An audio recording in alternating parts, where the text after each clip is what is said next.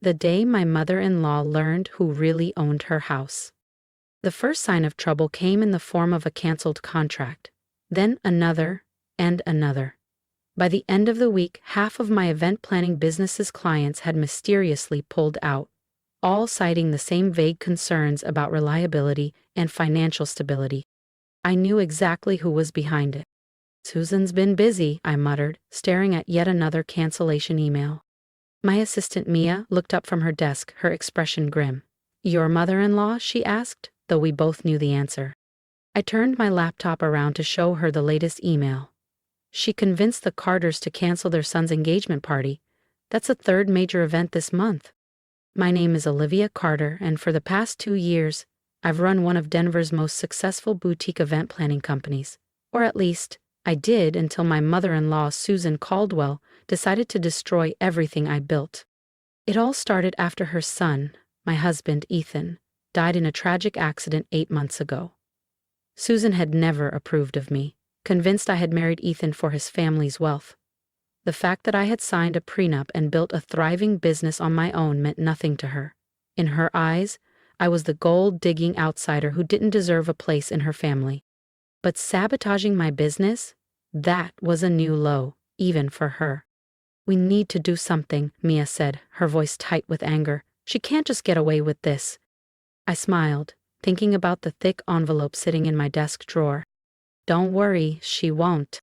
What Susan didn't know, what no one knew except my lawyer, was that 6 months ago, I purchased her beloved mansion at a private auction.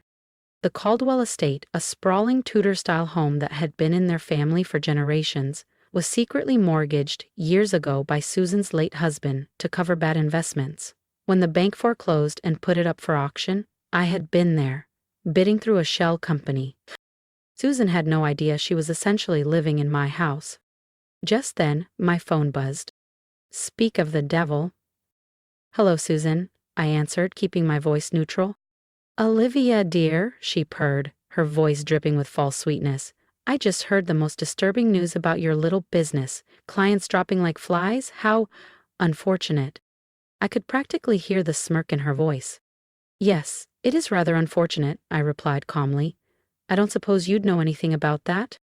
She let out a sharp, humorless laugh. "Oh, please, don't blame me for your incompetence. I simply shared my concerns with a few friends. If they chose to take their business elsewhere, well, that's hardly my fault." "Of course not," I said, gripping the pen in my hand a little tighter, "though I do have to wonder why you're so invested in seeing me fail."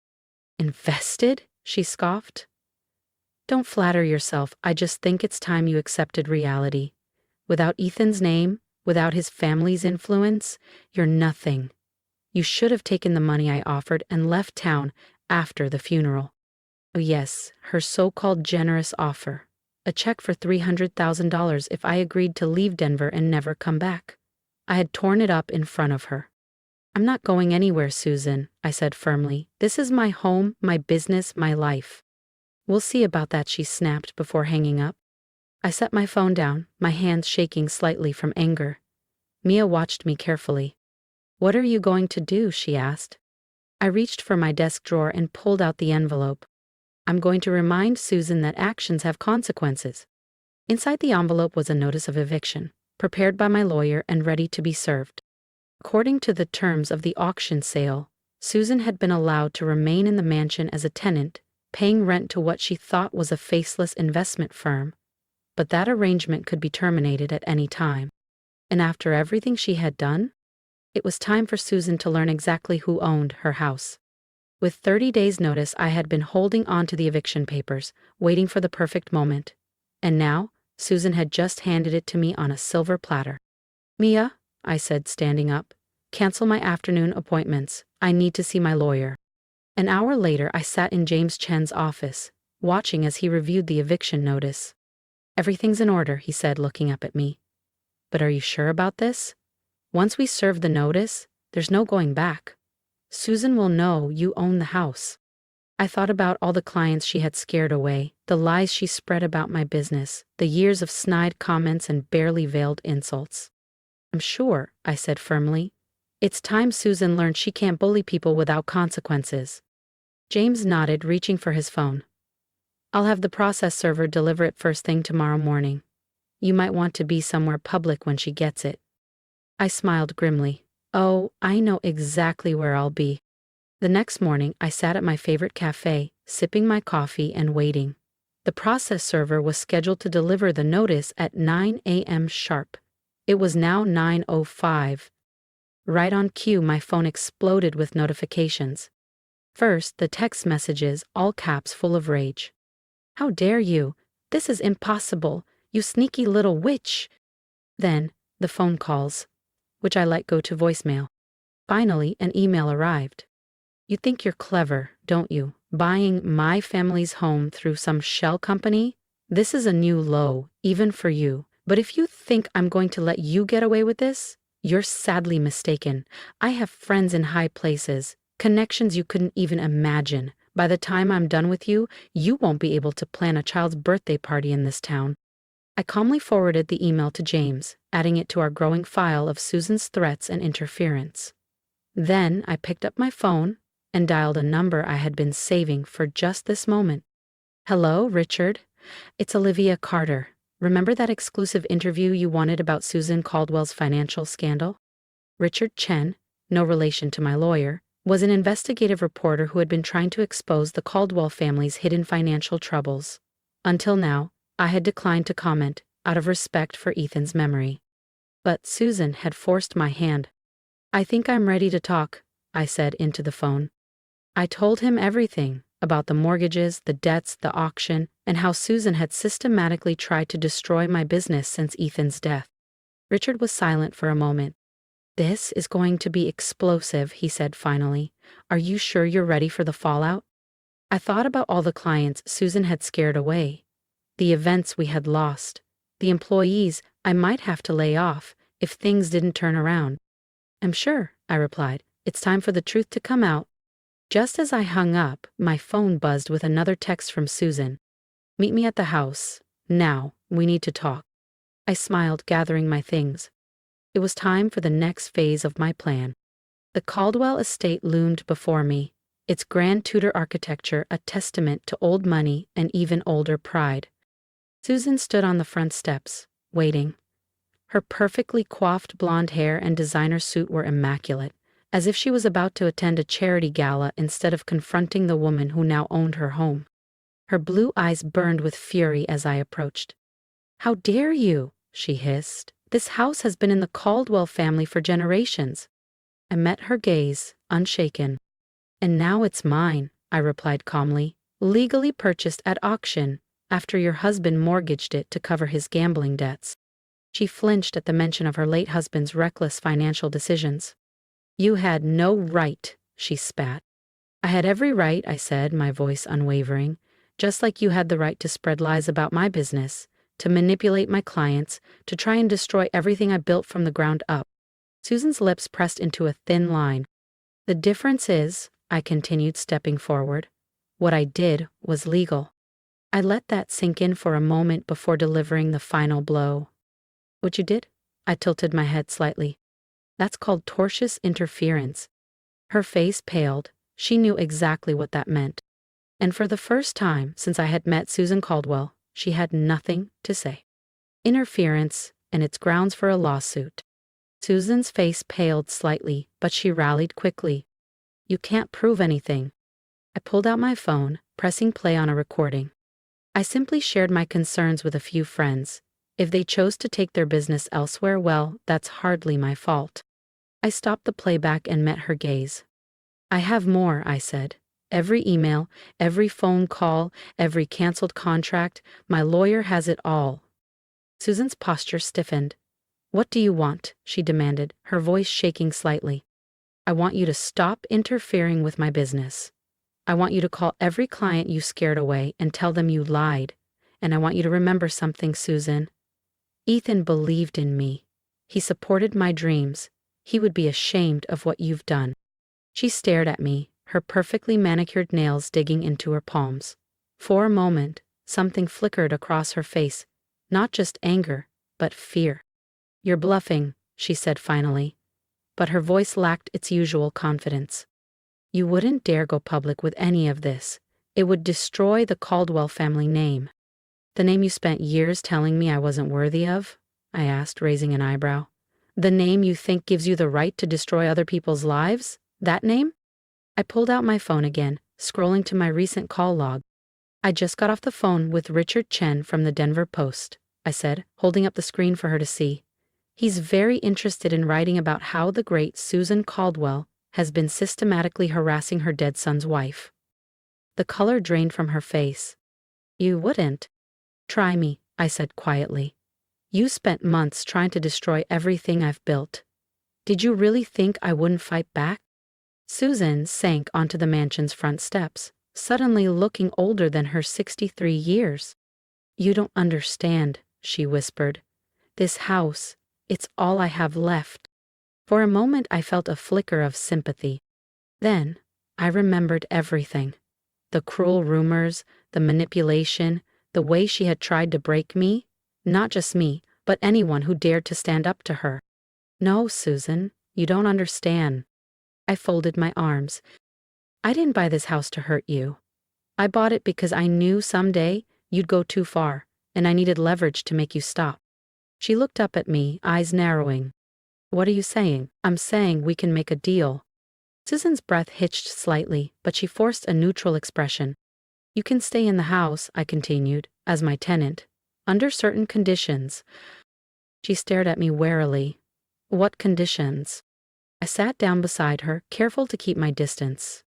First, you call every client you scared away and tell them you lied, that my business is perfectly stable and successful. Second, you stop spreading rumors about me. No more phone calls, no more concerned conversations with your friends. And if you refuse, I shrugged, then the eviction stands and Richard Chen gets his story. Susan was silent for a long time. She stared out at the carefully manicured gardens she had obsessively maintained for years. Finally, she spoke. Ethan always said you were stronger than I gave you credit for. The mention of my late husband's name sent a familiar pain through my chest. Ethan saw me for who I really was, I said quietly. You never bothered to try. She turned to look at me, really look at me, perhaps for the first time. Why did you stay? She asked. After he died, when I offered you the money. Why didn't you just take it and go? I exhaled, steady and sure. Because this is my home, I said simply. I built something here, something real, and because running away would have meant letting you win. For a fleeting moment, a ghost of a smile crossed her face. You sound like him when you talk like that, so stubborn. I smirked. He learned it from someone, I replied, thinking of all the times Ethan had told me stories about his mother's legendary determination. Susan stood up, brushing invisible dust from her designer skirt. I'll need time to make those calls. These people aren't going to be happy about being manipulated. You have until the end of the week, I said firmly. And I want to be copied on every email, included in every call. Susan nodded stiffly. And the house, I continued. Like I said, you can stay. But from now on, you pay rent to me, not to some faceless investment firm. I stepped closer, holding her gaze. And Susan, if you ever try to hurt my business again, you'll be out of here so fast your head will spin. The next few weeks were interesting, to say the least. True to her word, Susan made the calls. Some clients came back immediately apologetic and embarrassed at having been misled. Others took more convincing. But slowly, steadily, my business began to recover. More surprising than that, though, was the subtle shift in Susan's behavior. The snide comments stopped. The cold looks became less frequent. And then, one day, about a month after our confrontation, she showed up at my office unannounced. I need your help, she said, looking uncomfortable. I raised an eyebrow. With what? The garden club is hosting their annual charity gala, and our usual event planner just backed out. I stared at her, half wondering if this was some kind of trap. You want me to plan the garden club gala? She nodded stiffly. You're the best in the business, she admitted, though the words clearly pained her. Everyone says so, even, she hesitated. Even I have to admit your work is impressive. Coming from Susan Caldwell, this was practically a declaration of undying admiration. I bit back a smile. I want complete creative control, I said, no interference, no second-guessing my decisions. Fine, she agreed quickly. Too quickly. But perhaps, she added, clearing her throat, we could discuss some ideas over lunch. And, and that's how I found myself having weekly lunch meetings with my mother-in-law, planning what would turn out to be the most successful garden club gala in recent memory. It wasn't all smooth sailing, of course. Susan was still Susan, opinionated, demanding, and convinced she knew best about everything. But something had changed. There was a grudging respect now, an acknowledgement that perhaps I wasn't the gold digger she had always assumed I was. 6 months after our confrontation on the mansion steps, I sat in my office, reviewing the year's finances with Mia. We've not only recovered, she reported, grinning at the spreadsheet. We're up 30% from last year. I raised an eyebrow. That much? The garden club gala opened up a whole new market for us, she explained. I nodded, thinking about how much things had changed. Susan's connections aren't so bad, I admitted, when they're working for us instead of against us. Mia hesitated. Speaking of Susan, she reached into her desk and handed me an envelope. She left this for you this morning. I opened it. Inside was a key and a note. Olivia, the east wing of the mansion has been empty since Arthur died. It seems foolish to waste the space when you're paying ridiculous rent for that tiny office downtown. Consider this a business proposition. You can run your company from here, and I'll finally have someone to share this ridiculous house with. Susan. I stared at the note, thinking about all the times Susan had told me I didn't belong in the Caldwell family home. And now she was inviting me in. The next day, I went to the mansion to inspect the east wing. Susan was waiting. She tried to appear casual, but I could tell she was nervous. The light is good for an office, she said, leading me through the rooms, and there's plenty of space for your team. She was right. The space was perfect. High ceilings, large windows, a separate entrance for clients, but more importantly, it felt right. This was where Ethan had grown up, where we had our wedding reception, where we had planned to build our future before fate had other ideas. Susan hesitated, then turned to me. There's one condition, she said suddenly, stopping in the doorway. This could be my new office. I tensed, waiting for the other shoe to drop. Sunday dinners, Susan continued. If you're going to be working here, we should at least have dinner once a week, to discuss business, if nothing else. I looked at her, this proud, difficult woman who had caused me so much pain, yet was now, in her own way, trying to make amends. I have one condition too, I replied. No more secrets. No more games. If you have a problem with me or my business, you tell me directly. She nodded slowly. I suppose I deserve that. Yes, I agreed. You do. 2 weeks later, my company officially moved into the east wing of the Caldwell estate. The irony wasn't lost on anyone. The business Susan had tried to destroy was now operating under her own roof. But something unexpected happened. As the weeks turned into months, the mansion, which had once felt cold and imposing, began to feel like home. And Susan, who had once been my greatest enemy, became, if not exactly a friend, at least a respected ally. One Sunday evening, almost a year after our confrontation, Susan and I sat in the garden after dinner. The sun was setting, casting long shadows across the lawn where Ethan and I had once planned to raise our children. You would have loved this, you know, Susan said quietly. Seeing you make this place your own, watching your business grow. I felt tears prick at my eyes. I think he'd be happy to see us getting along too. She hesitated for a moment, then reached over and squeezed my hand, the first time she had ever initiated physical contact. I was wrong about you, Olivia, she admitted. I see that now. I managed a small smile. Better late than never. Later that night, as I walked through the mansion's halls, I thought about how life takes unexpected turns. I had bought this house as a weapon, a way to fight back against Susan's cruelty. Instead, it had become a bridge, a way for two grieving women to finally understand each other. The next morning, I arrived at my office in the East Wing to find a small package on my desk. Inside was my grandmother's antique brooch, the one Susan had always claimed was a cheap copy of a Caldwell family heirloom. Tucked inside was a note. "Welcome to the family, finally." I pinned the brooch to my jacket, smiling at how things had changed. Susan had tried to destroy my business, but in doing so, she had forced us both to face some uncomfortable truths. Sometimes, the greatest victories come not from defeating your enemies, but from turning them into allies. And sometimes, just sometimes, the house you buy for revenge becomes the home you never knew you needed. Life has a way of throwing unexpected challenges our way, but I've learned that sometimes the biggest battles aren't won by fighting fire with fire. They're won by turning the page and rewriting the story in a way no one saw coming. When I first bought this house, I saw it as a weapon, a way to strike back at the woman who had tried to ruin me. I never imagined it would become a place of healing, growth, and second chances. Now, as I sit in an office I never thought I'd call my own, in a house where I was once unwelcome, I realized something. Revenge isn't the victory, transformation is.